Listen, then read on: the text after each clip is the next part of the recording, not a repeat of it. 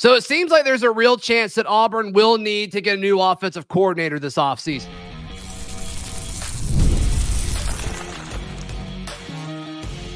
You are Locked On Auburn, your daily podcast on the Auburn Tigers. Part of the Locked On Podcast Network, your team every day.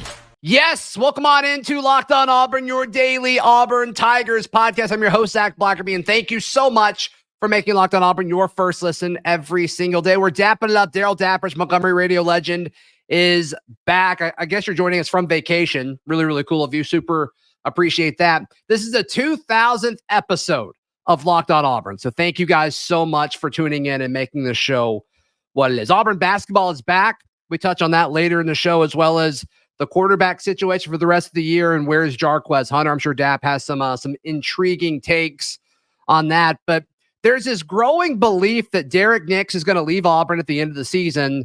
He's been on the short list for the Southern Miss job that opened up. He's been tied to it from the get-go. And Daryl, there's this growing concern and growing assumption that he's the favorite to land this job at the end of the season. Absolutely. You know, he was at Southern Miss, I believe, as a coordinator before. So he has some ties and some roots there. His name keeps popping up over and over again. And yeah, that would make Auburn have to go out 3 times in 3 years and get an offensive coordinator. There's a lot of good names out there. Yeah. A lot of really, really potentially exciting names for that to be. So although you would hate to lose Nix at this point, I don't think Auburn would be caught flat-footed in this scenario. And you know, Zach, as well as I do, you better have a list, a bench strength, backup kind of options type thing. I think Auburn's known about this, or kind of got the feeling that this could be coming for a while. So sure, I don't think they'll get caught, really surprised by this at all. And I think there's some good names and some good candidates. The Marion guy from UNLV is the one that comes to mind right away that there's been a lot of chatter about. Yeah, and I think that would be a solid get for the Tigers. And I think this is a blessing in disguise. I mean, and now what's going to be interesting is if he does leave. One, I think the language is good because you could really paint 3 OCs, 3 years, whatever, like in a negative light, 100%. But if he's leaving for a head coaching job, I think it does allow you to shape that narrative a little bit. But who does Freeze go and get a guy that is going to allow him to keep calling plays? Or does he go out and get a stud OC that's maybe on the rise that can call plays? And all of a sudden, then I think it'd kind of give us a little bit of a tip of the cap towards what direction Hugh Freeze is going as far as his style of being a head coach moving forward at Auburn. I think he is ready to go into a level where he's more of a CEO type head coach. It didn't work last year, right? We knew last year when he called plays and he was responsible for the game plan, Auburn prospered. This year, he's calling all the plays or a majority of the plays, and it's not translating on the field. This would be a perfect time to be the CEO of the program, focus on recruiting, focus on that stuff as the overhead, and get somebody you trust that's a dynamic offensive coordinator that can call plays. This would be the time to do it. But you've got to get somebody that's dynamic at it and is really good at it, and you would trust to free up to get your hands out of the cookie jar, so to speak. There's not a better time to do that, Zach, than I think coming off of this year and what's happened with Hugh Freeze, play calling, schemes, all that kind of stuff. Let somebody else do it. Let somebody that's successful call plays, and you do the CEO stuff that you seem to be really good at. Yeah, build your roster and equip the coaching staff with everything they need to succeed and win. I think Hugh Freeze is really good at the outward-facing head coach, and I do think there was a time where he was an elite play caller, and I'm not saying he can't get back to that point, but based on what we've seen on the field this year, he hasn't been elite by any stretch of the imagination. I think some of that has to do with he's calling plays for his ideal roster, not the roster he currently has. But I don't think he's going to have the ideal roster next year either, unless some crazy things happen next month in the transfer portal, which could happen. But I think that'd be a little bit of a stretch. So to me, like I think this is a prime opportunity to say, yes, the offense as it currently sits is systematically broken. If Derrick Nix leaves, this now allows you to rebuild the offense in partnership with a potentially new offensive coordinator. To me, I think that's a win-win for everyone involved. Nix gets a head coaching job. Whoever it is, you mentioned Marion. Like, does he get a better job in this situation? I would think so if it ended up being him. And then also Hugh Freeze gets to kind of make his life a little bit easier. This is a win-win for everybody involved if that's what happens. And there's 2 points that really lead to this maybe going down this path. There's a precedence first with Freeze making a really smart decision as a CEO, as a hire, and then getting out of the way and letting that person do their job. And that's in DJ Durkin. Yeah. Okay, so he's already done part. Now, I get it. He's an offensive coach, not a defensive coach. So how easy is that going to be? But he has already shown a path or a blueprint to make a good decision. The DJ Durkin was a good hire. So as a CEO, as a decision maker, Hugh Freeze made a good hire. Then he doesn't oversee the defense, but I'm sure that he has he's got a stake in it, so he knows what Durkin can and cannot do. He stays out of the way, lets Durkin call plays, I guess personnel, who goes on and off the field. Yeah. It's been successful. Second of all, Hugh Freeze has said many times, Zach, that he wants to get better in the portal. That's not an area that he's very strong in. He has said that himself in evaluating talent, going out and what better time to do that when you don't have to worry about offensive play calling. You can just focus on doing that as a CEO and say, hey, the offense will be taken care of with this new coordinator. Game planning, scheming, personnel, all that. Focus on the portal. Because this roster from 2024 to 2025 can make a significant leap if it follows a path of like an Ole Miss in the portal combined with the recruiting class that it's got coming in. Those meshed could make for an elite roster very quickly. Yeah, my biggest issue isn't the talent, because I think it's pretty clear to see how the talent is going to work itself out, assuming Auburn just doesn't have this mass exodus in the portal. My big thing is scheme, because what you're doing on the offensive side of the ball is a joke right now. And you can't just snap your fingers and fix that. So you've got to tear it down and rebuild it in my mind.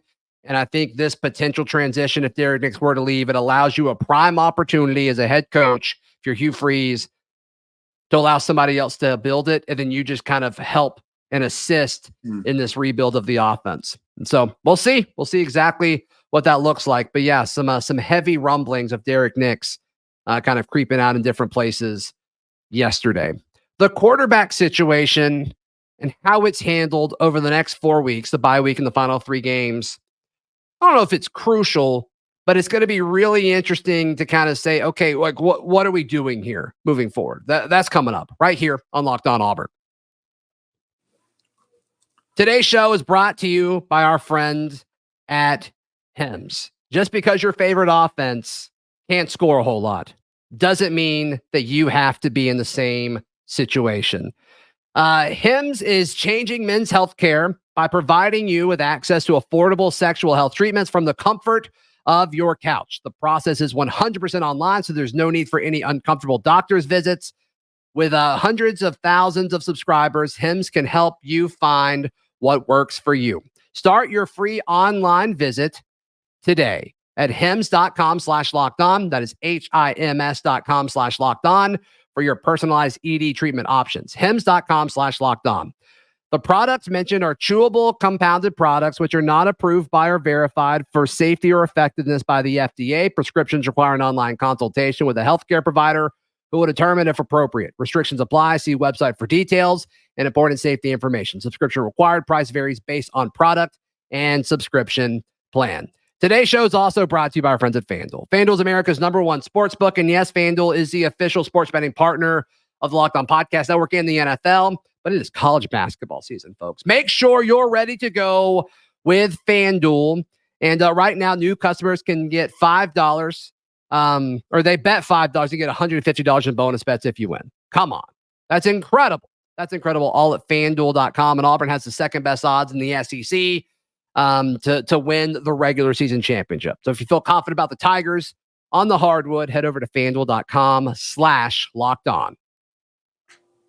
Thank you so much for making Locked On Auburn your first listen every single day. Daryl, in your time away, there was a lot of discussion about what's best for Auburn regarding the quarterback position. Payton Thorne was asked on the next round yesterday about, hey, there's an argument to play young guys. And he's like, well, I haven't really been a part of any of those discussions, but we're still doing what we think is the best case to win. And my argument is, I think you could play the young guys and still give yourself the best chance to win. I don't know if that applies at quarterback. I don't really see the upside of starting guys. Like I would start Hank moving forward just so you can kind of get more information. But I think how the quarterback situation is handled over the next 2 weeks before ULM is going to be super interesting.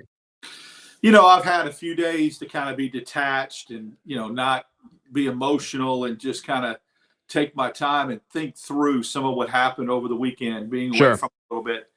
And I will say this. I think that, number one, I would look at the fact that if I'm a head coach or if I'm a quarterback coach, is playing the young guys going to be any worse? Meaning you're 3-6 right now. So playing the young guys, I think you have nowhere to go but up. I mean, are you saying that if you play the young guys, you'd be 2-7? I mean, I don't see that, number one. I don't see it either. So I don't see where there's a cost benefit of you getting worse by not playing the young guys. Number two, off a bye week before a group of 5 opponent is the most perfect, elite, set up on a tee time for you to go to a quarterback switch. We kind of felt that way after the Cal game. Remember, we talked about it and said, hey, before New Mexico, this is the time to do it. Yeah. It's not a Power 5 school. It's not an SEC game. And they did it. Surprisingly, they did it. That seems like many moons ago. Gosh, when you're off a bye week, you have more time to get more reps, to implement more things. And then, again, I'm not trying to take anything away from ULM. They've lost 3 games. They're a group of 5. That's the time to kind of let him get his feet wet again. And then this time, don't knee-jerk. Don't overreact if he comes out in the first half against Texas A&M, if he was to get the start against ULM and play well, and go back to Thorne. There's nothing to gain from that. The kid would have had – Payton Thorne would have 1.5 games left in his college career. Don't go back to him. I personally think, and I hate this, people get in camps, anti-freeze, pro-freeze, anti-Thorne, pro-Thorne. I'm looking at a big picture, and I'm saying this. Now's the time to do it. It's a perfect time to do it. And what are you going to lose from doing it? You're not going to be any worse. You're 3-6 right now. For the love of God, do it and see what you have for next year. That's my point. Yeah. Yeah. So, I mean, we're both in a similar camp there. I don't really I guess I understand both arguments. I don't fully get it unless you firmly believe that starting Payton Thorne gives you a chance to go 3-0 in these last 3 games. Amen. Amen. You nailed it. That's the only scenario. If you think he gives you the best chance to run the table and get to a bowl game, I'm not even having this discussion. But I believe, I mean, that is so pie in the sky. What have we seen? Yeah, I mean, that would be incredible, Daryl. Like, I would love for that to happen. I would love for that to happen. Oh, my gosh. I don't care who starts at quarterback. If you go 3-0 to finish the season, it'd be great. But, like, let's be real with ourselves. Because I don't know if I don't think we're winning 2 of these games at this point. I'd be shocked if Auburn went 2-1 in these last 3 games. I would take it in a heartbeat. So what's the difference between, let's say, pulling one out of the hat and stealing one and being 5-7, or being 4-8 and seeing what you have for next year? That's all I'm saying. Yeah. Now, I do think, like, if you told me if you start Payton the last 3 games and you beat either A&M or Bama, like, that's the right decision. Yeah. Starting Payton is the right decision. Bowl. If he gives you the best chance to win the Iron Bowl on the road, because remember now, Hank Brown hasn't started a football game on the road yet. Good point. So if you tell me, hey, you beat ULM with Payton Thorne, you lose to Texas A&M, but you have a chance to get on the road and beat Alabama. Yeah, I get that. Which I subscribe to that. I think we all agree, like, if that's true. The thing I push back on is the divide between the two quarterbacks, the chasm in between them. Like, how wide is it? Because I'm just not buying the fact that Payton is head and shoulders better than Hank at this point. I just have a hard time. I have a hard time believing that. Like, I think if Hank starts every game, I think your record's probably the same, or maybe it represents some upside and he gets better over the course of the season. Like, I think any of these quarterbacks could have led you to be 3-6 at this point. Well, I also know that we heard reports that when they both got brought into that film session and then they went out to practice, that Hugh Freeze said to somebody, "We've got our quarterback," when he was watching Hank Brown. You've heard the same thing. Yeah. Okay, he goes out and plays well against New Mexico. What did you see in one half of football that made you completely change your mind that you didn't? And if you are basing that upon a half of football, yep, what are you basing upon watching somebody go 8-13 as a starter for Auburn, or that says you have your quarterback? I mean, I get the whole play the guy that gives you the best chance to win, but is 5 games under 500 giving you the best chance to win? Not in my math, and I'm not, Magellan. Yeah. So I don't know. I think that's what you've got. You've got an 8-13 starting quarterback in the SEC. You got 3 games left. You're playing a group of 5. What could be? You couldn't do any worse, I guess, is what I'm saying. We're in a world where, like, the best case to win is like worst case scenario. Yes. Like, if that's the argument, and I guess it's not technically worst case scenario. Like, you could have lost to Kentucky, but it's just, I don't know. This feels pretty close to worst case scenario when you look at the whole scope of the season. I haven't talked to you like at all. Like, I'm not going to bug Daryl while he's on vacation. You're never bugging me, brother. Never. I don't know. But the disappearance of Jarquez Hunter, just real quick before we move on to basketball, like, I just wanted to kind of give you a chance to share your thoughts on that. I came out of Exodus on social media over the weekend, and the only thing I even commented on was the Jarquez Hunter situation. It's the only thing that I kind of came out of hibernation, and I'm not buying it. And I'm just going to tell you why. I'm not trying to call it anybody as a liar. You're not buying what specifically? I'm not buying this. Specifically, Hugh Freeze saying he wasn't hurt and he was gassed is why he didn't play. I am not buying it. So here's the one of two scenarios that I'm telling you happened. Either he was hurt and Hugh Freeze is trying to, obviously from privacy issues and not exposing the kid when he plays next to it. Like, if he hurt a shoulder, then you know what ULM's going to do, right? They're going to go after that shoulder. If that's the case, 100%, amen. God bless you. I love what you're doing there. Lie about it. Lie your butt off. Yeah, protect your players. Whatever. Your players. Absolutely. But if that's not the case, so that's what I'm saying. I don't buy it. So it's either that he's hurt and Freeze is protecting him, or there was a discipline problem on the sidelines and something happened. And he said something to somebody that got him in the doghouse and he sat him the rest of the game. It had to be one of two. But he didn't sit him. Like, the issue is he didn't sit him the rest of the game, because when they were down 2, he caught some swing passes. Yeah, he caught 3 passes, 3 check down passes. So can you send a message from a disciplinary point of view by sitting somebody 3 or 4 series? Yes, you can. Yes, you can. It doesn't have to be the rest of the game, Zach, to be something where you're sending a message from a discipline. You've seen people go out of games for 5 or 6 series where the coach says, you need to cool down for a little bit, son. You said something you shouldn't have said. I'm not saying that happened. I'm saying there are scenarios where that did happen. Somebody pops off, says something they shouldn't say. He's going to let him sit over there and think about it for a while before he puts him back in the game.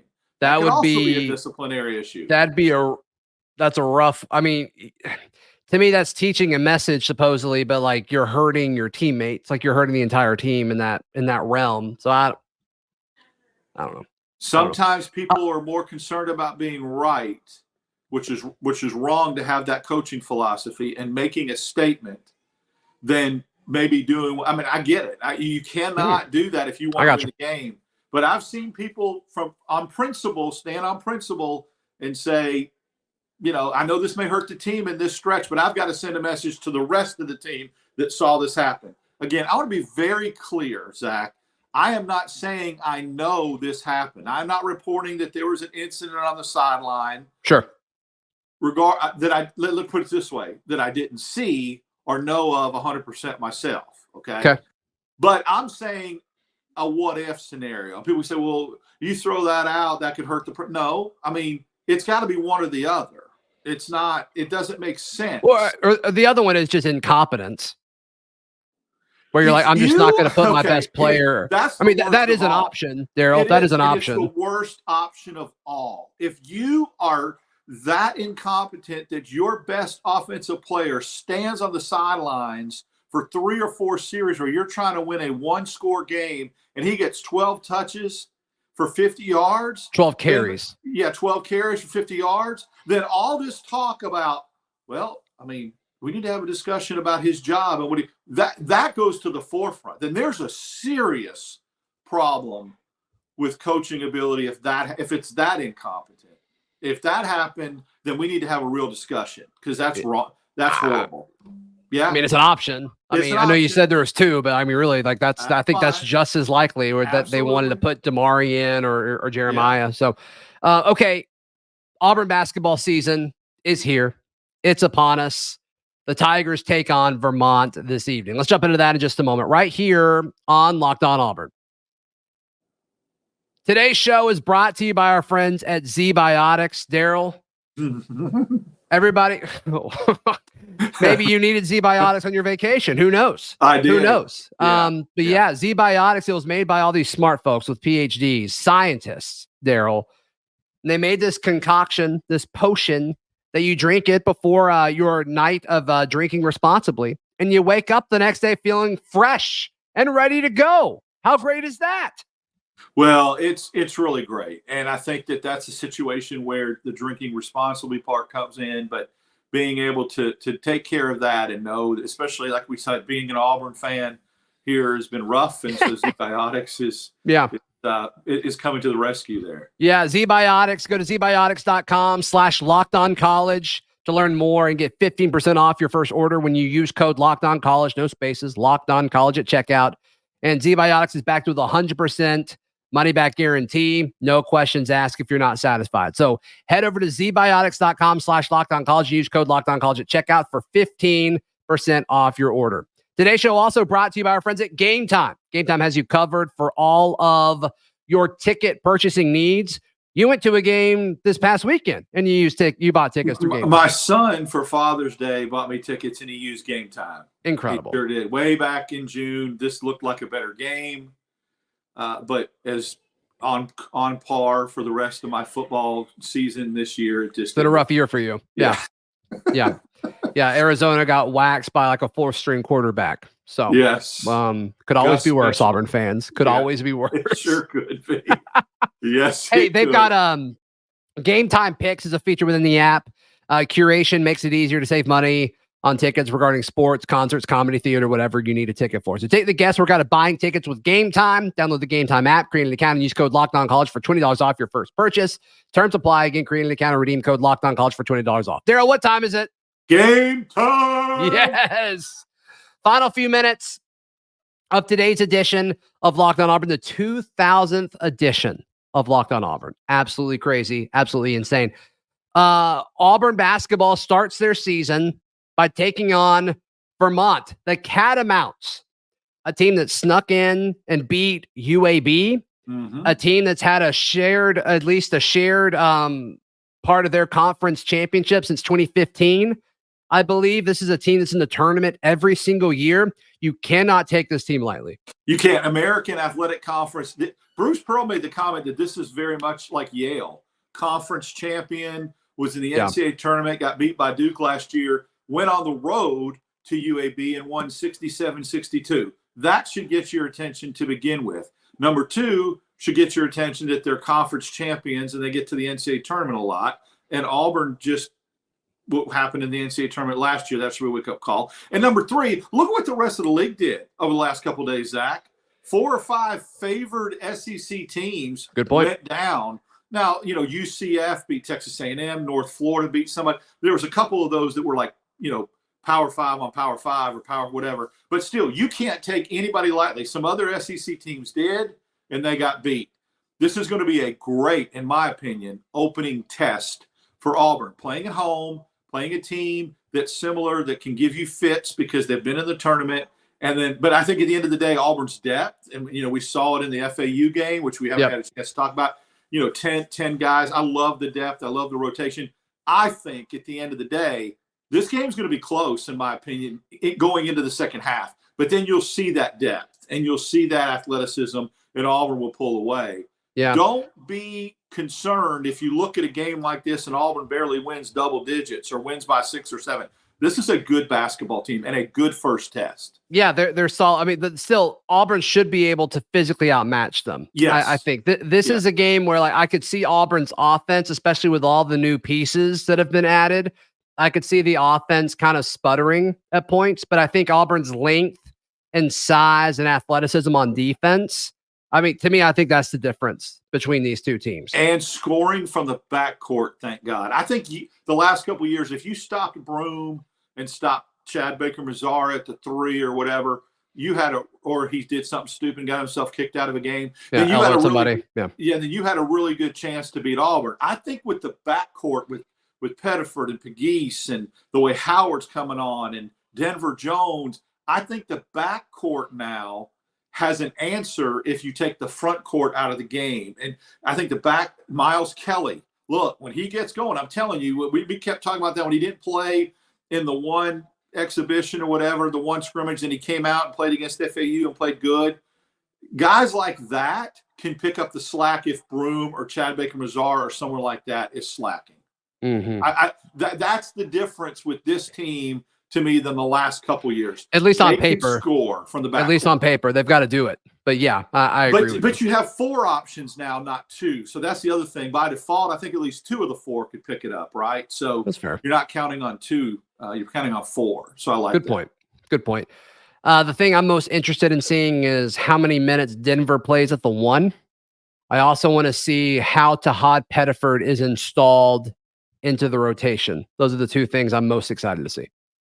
I love him as a hybrid, and people keep talking. We've seen some people that making predictions that know Auburn basketball that I trust, that have boots on the ground, that say he will be installed as a starting point guard, within the next month. It's just going to take a little bit of time for him to get acclimated, but he'll be your dude. And I love that left-handed. He looks like a natural point guard that shoots the 3 from the left-handed. It just looks so pure. Cannot wait to watch him evolve this year. Yeah, me too. So, just real quick, once again, thank you guys so much for supporting this show and letting us be in the situation to where we've made 2,000 of these. It's just absolutely insane. Insane. So thank you guys. Real quick, I am honored and just very humbled to be a part of this last 3 years. And I am so excited to be on the 2000th episode. That's a privilege. Glad it worked out that way. I could have been in a volcano somewhere on vacation, and I would have come out of the lava to do this with you because it means a lot. So I'm proud to be part of the 2000th episode. Thank you for everyone, and congratulations to you, Zach. You've really built this, done a great job with this. Thanks, buddy. And thank you for everything as well. And thank you to all of you watching or listening. That's why this has grown so much, is because of you guys. So thank you so much. Daryl, how can people check out everything you've got going on?